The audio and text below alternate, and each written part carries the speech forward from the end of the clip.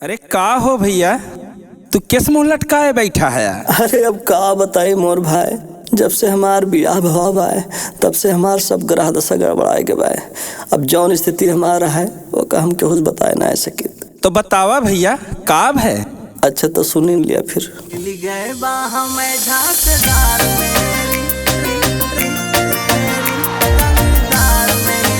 हम झूठ ना बोलते भैया, सही।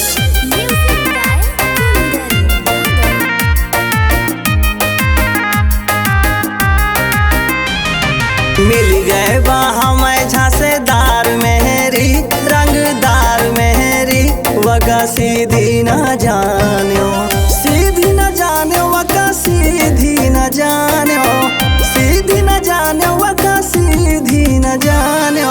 मिल गए बा हमें झांसेदार मेहरी, रंगदार मेहरी, वगा सीधी न जानो। मिल गए बा हमें झांसेदार मेहरी, रंगदार मेहरी, वका सीधी न जानो।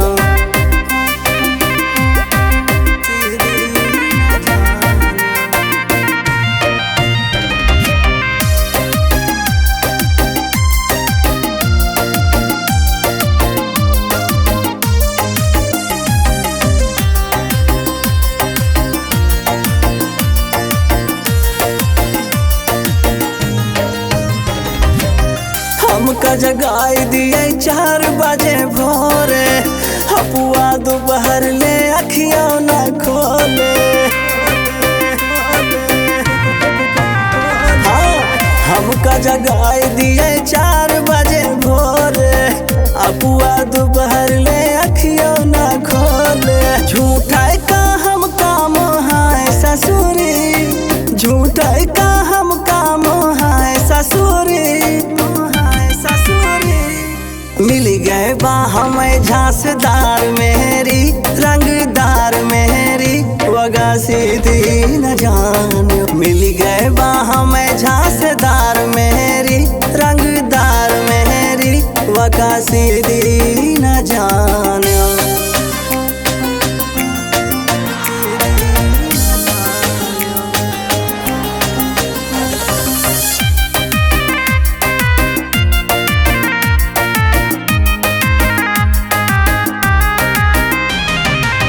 यही से अच्छा रहन हम रड़ुआ, जियब मुश्किल के है बा मेहरुआ।